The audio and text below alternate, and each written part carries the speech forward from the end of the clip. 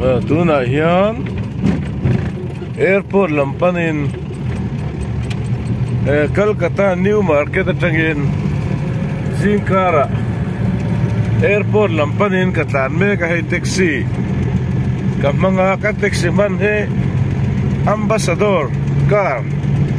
tun matsuk ang kaniya driver hian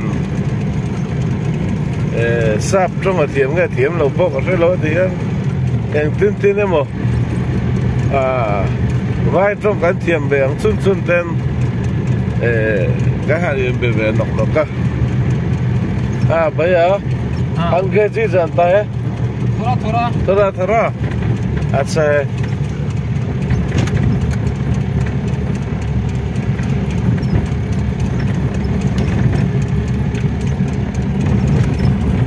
ये रास्ता का नेशनल हाईवे है नो इसका नाम है Maniktala main road Maniktala main road हाँ कितना दूर है एयरपोर्ट का कितना दूर है न्यू मार्केट से न्यू मार्केट से 20 किलोमीटर हाँ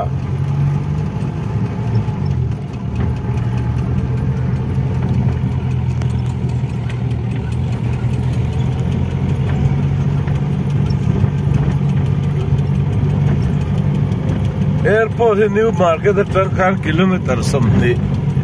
and it's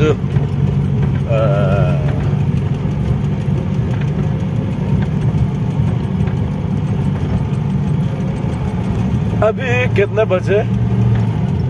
time what time is now 4:28 कितने बजे तक एयरपोर्ट 5 o'clock okay dar nga vel airport kan thleng thenga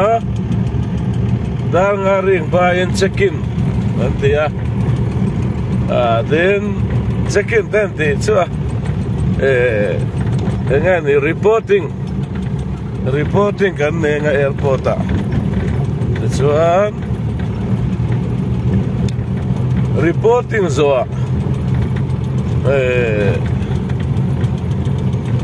security check teka patlang angat chuanin kan kalna tur lampang gate te teka laron soise langa hansin chuahian thilti dan he video te hansoya hansin che hian nakina kalle zel na tura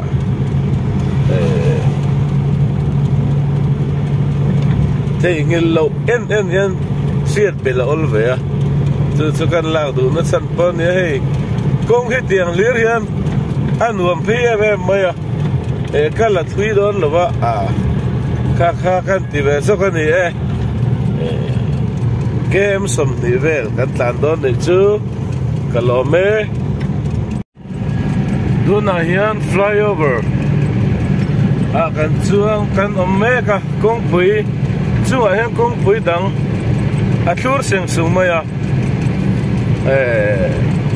Kolkata te po hian flyover hi om ve nual to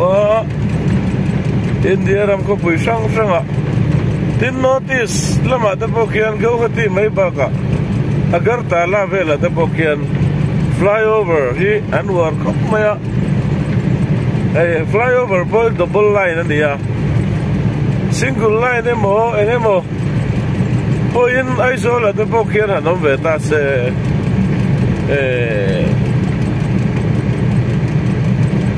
kulikon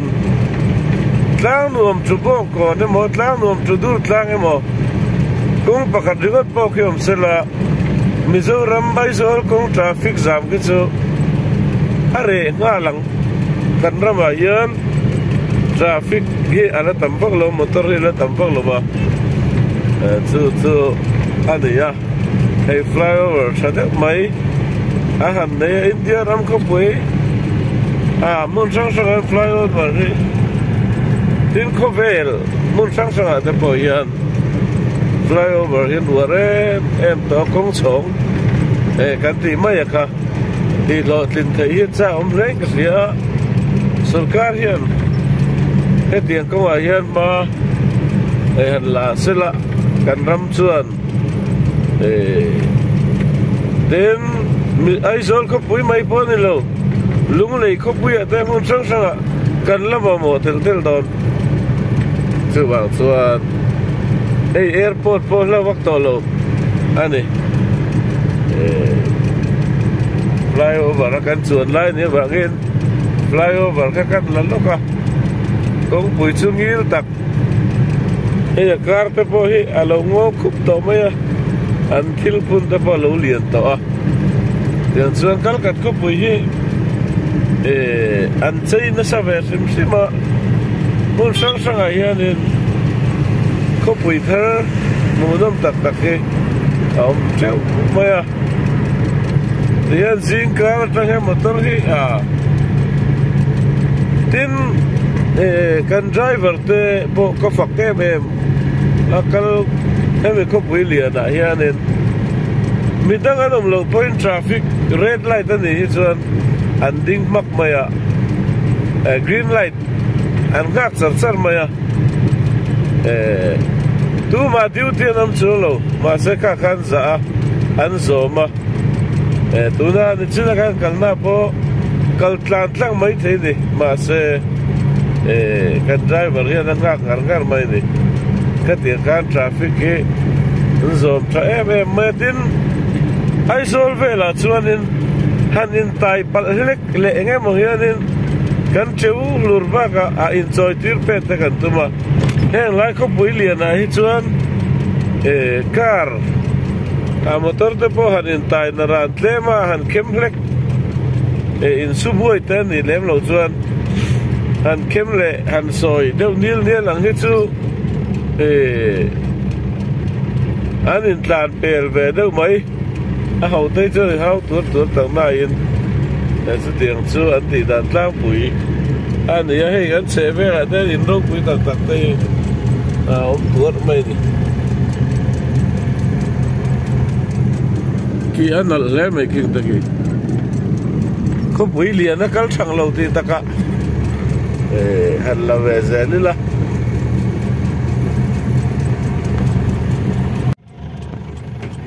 Kolkata Airport Subhash Chandra Bose Netaji Subhash Chandra Bose Airport airport okay Netaji Subhash Chandra Bose Airport. Cái thằng takiao mày, turu khop mày, riêng cả rapo, alo la turu thấu mày này.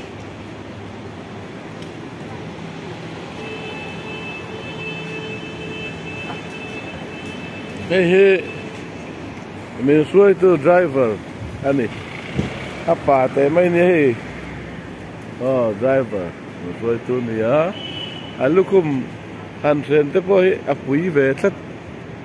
te motor hi ron kal sup maya, kan,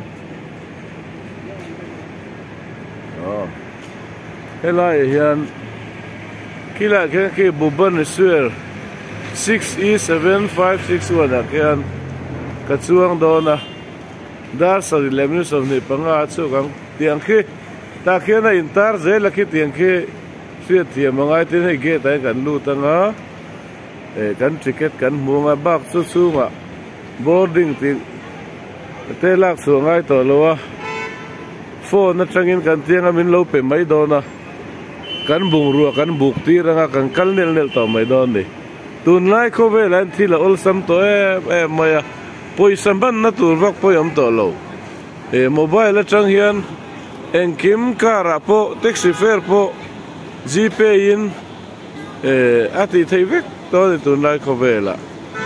kha karon report ve le samani helai airport sung he kan langa airport sung ka thleng to security check-in kalati lawa maro chu he bungrua ka buk tir to ka bungrua chu kal dai to ka bek nen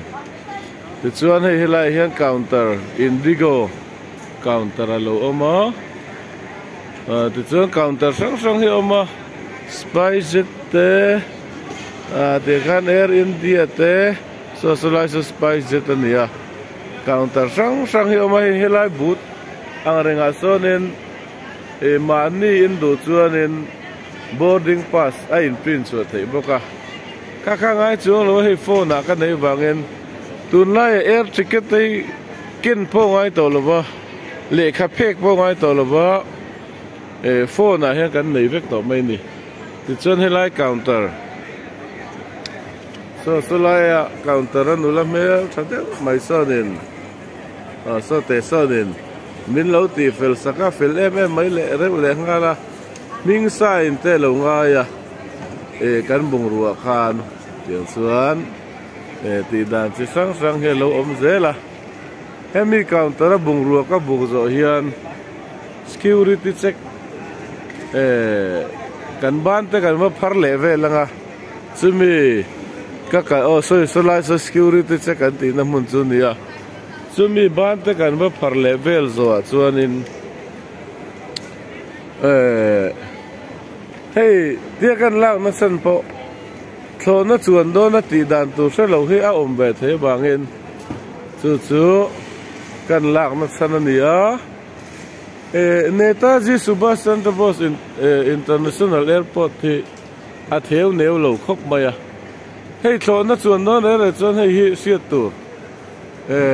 domestic departure ai ti ta kianin ka thlo na chuan na tur kha Bhubaneswar ani ta a reilo te kan nga ka nga Aadhaar card zat nen aron lang mai do ni ki Port Blair te Agartala Mumbai Bhubaneswar 6E 6E7561 ania Bhubaneswar hey helai mi hi 6E7561 bak dokra te po ma ti khanin Bhubaneswar ki aizol te poron langa ka te khan hey akal na tur mun vel enna ani helai hi tai ma dewa thlo na kal tur chon en tur ania te khan na bu thei lo ani ti chon ta hian check in ti turin hey helai hian kan bek te kong friend nen lam he min phel tir pek zela min kal khal do na wangin kan kal wat ngai so lam kan thlen to chon du tuinom thei to ni mila hian kan bung ruan scan thona kan alu tur scan zo chi a ti chuan ka ticket thi kan enanga airline flight ti ka thona number tu ne chen gate ti hi om ta ni chuan gate ti ka gate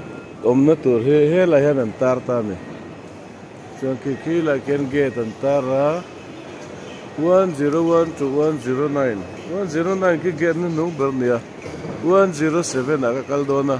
hey feya ko na zon he kan enanga he ta na loin kok le ta heng la airport chung chu thil man ta poi to khoba hey thil hi a quality maya quality changkang lu tu clear mai hi ni airport chung chuan ti chuan ki gate 101 to 109 ti ki feya in ko na lampang chu he lampang he ni le ta ni chu bang chuan he lama hian ka kalanga ti chuan toilet po he lama hian a om ti kha ai zia ka he lama hian kan kalanga chuan hei phei khok te bun nuam tak turan zuara poisa noi ka nei lo wang ka lei lo mai nga thila to do he lai chu he anal em mai ni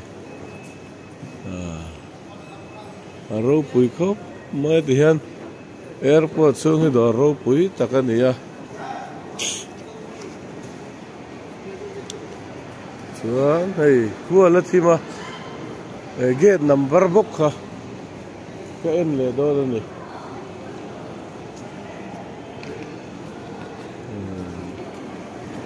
gate number ka khoi nge in zia ti kha kan zong le tang nga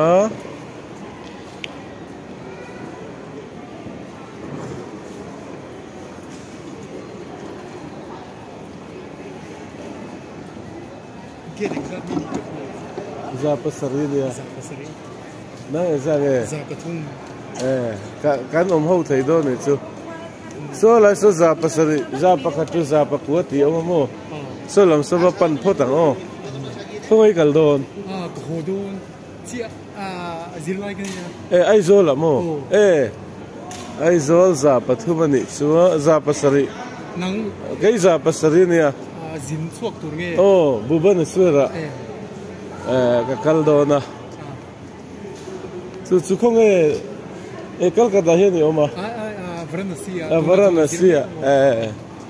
Iwa hanom labik ve. So lai so 101 to 1099 tia. In noya ni mel. Ai kok suklat. Kan lak lo mel riêng mai. Poi lo. Kan suklang ai. Hết tiếng hi video thla han lak ve le ka du chu nau pang ho. An mu tan ka du khoi mo. Tu ngai min ka. Lal san da mo. Varan se ya le khai zir mo. Le ka zir lai fel mai kan tong hi. Kan ge number hi ai ko suk ngu ye wang hen ta hen kan suk don ni. So na dang kan zong leang. Airport gate zon dan te khat ye ti ve hi tha. Ti hian step thi akal thaya ha thak mi lo. Akal thai de mai la atol thaya. Ai te kan ding chungin kan tol zel mai ni. Step kala ha thak ti mai na chu atol thai lo wang mai mai lo ne. Ta kan kual le do na. Ku gate number lo in zia zela. So gate number chu po na ba chu le tu ni. Min sau tir le em long chu. Asiran leaf. Chuan da om boka. 109 chu so lampang. Thì hết lai hi đi dong. Chia so ne nang api aber lam sui ni. Ania. 101 to 1099 tia. 103 ni tro. Helai lok in do na. So 102. 103 hi ai zol mo. In man thong ma do nang reng ve dar sang in chu do. Dar sa relation ve ya. Ke po dar sa relation ve tho.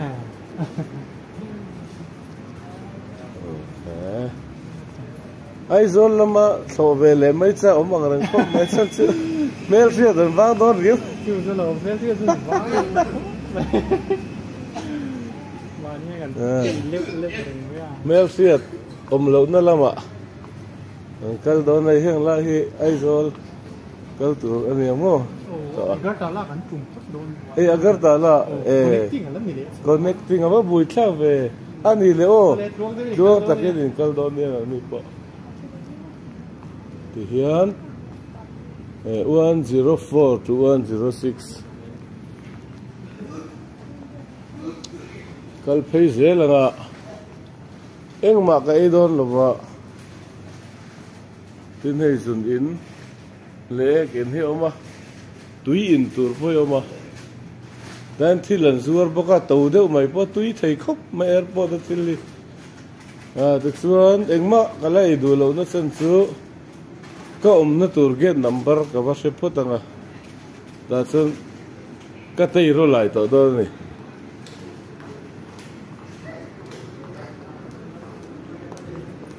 intimel sa deuh pon tam ve mai heng la hi chun mi zo hin om bak to lo ka gate number hi avai ram riu to kari kitchen te pom be a ta hian puar lia in thil kai mai don ni dor ta hi an beinal thei ni vai ho hi chun thiam riu he gate number 105 so lai so ka gate number an lo in tar sup to me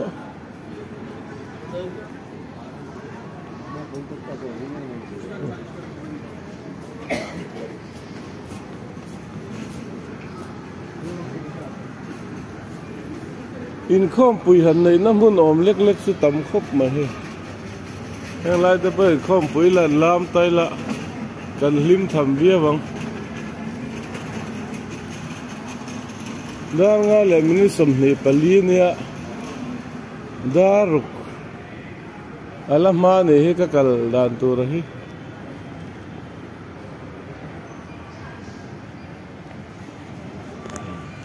เฮลัยก็มาหน้าตัวเนี่ยสรีเละดาสรีเละดาสรีเละจันเวชวกตัวกันเนี่ย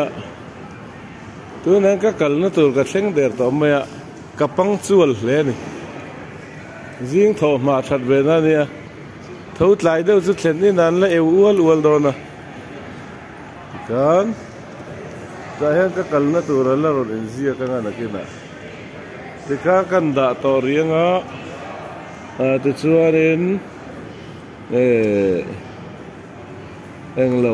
ทิลตะไคร้สนากันซุงกันอินเทียร์เวลเวทอดอนนี่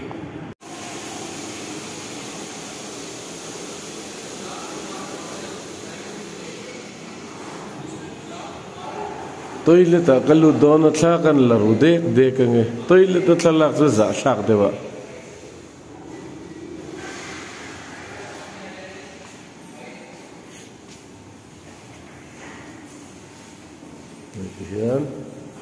กุศลกุลนเทวมาอาเหมรูนเทวมาตินดาร์ทลังกุศลนเทวมาติการอาหารเอ็นเวล่ากุศลนบุลาฮิอาสาบอนกุตวัดว่าสาบอนรถสู้ไม่ติดตินให้ลำพังยุโรปียนไต่ตัวเล็กกันเนี่ยให้มีปัจจุบันเนี่ยสังกังลูกโป่ตักอันนี้เจ้าก็รู้เลยดูนะเฮียนบ้าสินกันเขานักกันปั้นแม่กันนี่บ้าเรียนปุยไม่กันเสื่องละกันเขานะดูกันปั้นแม่กินนี่แต่พวกเราเสื่อมจนเวตอนนี้ไอ้คัลคัตตาแอร์พอร์ตอันนี้เดียนไม่ลงห้างเสียละIndigo 6E7561 John Wana Tuang Dona Airport soon boy tui thama kan thawna thleng tur poim ba sin tui ve do takal te langai thina Airport reng chu foray na pon se khoya pon se kalpung ni ai nang dok tang pui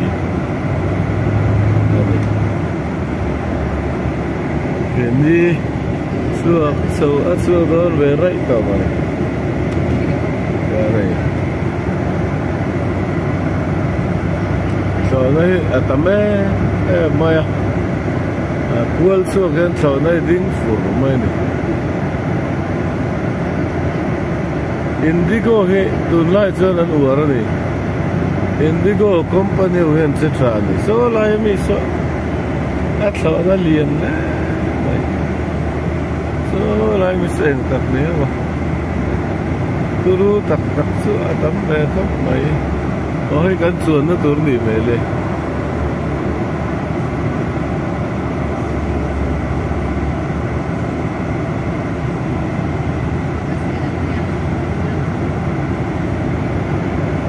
ये एयरपोर्ट का निया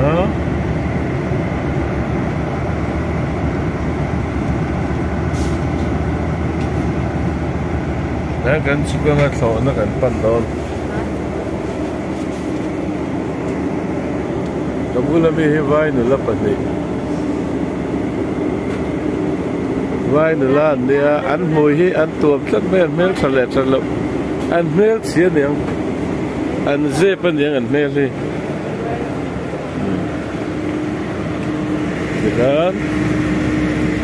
กันเขานักกันปั่นดอนนี่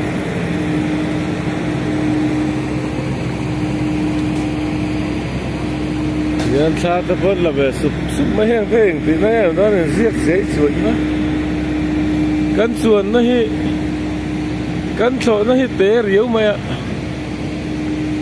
la vak don lo nghe mình là sợ nó té đâu tuổi nó rất nuông bắc rồi ạ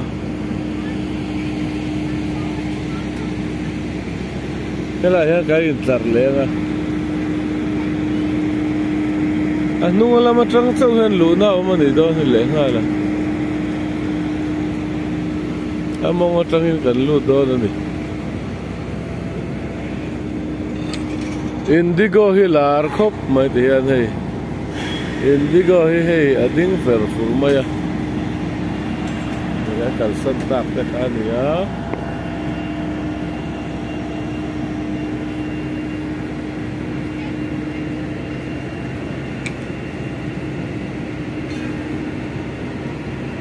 Zone 1 ai te zone 2 ate boka boarding ka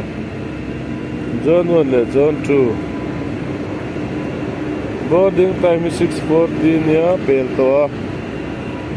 chuan departure hi da sari le minisam ni panga kan chu do ni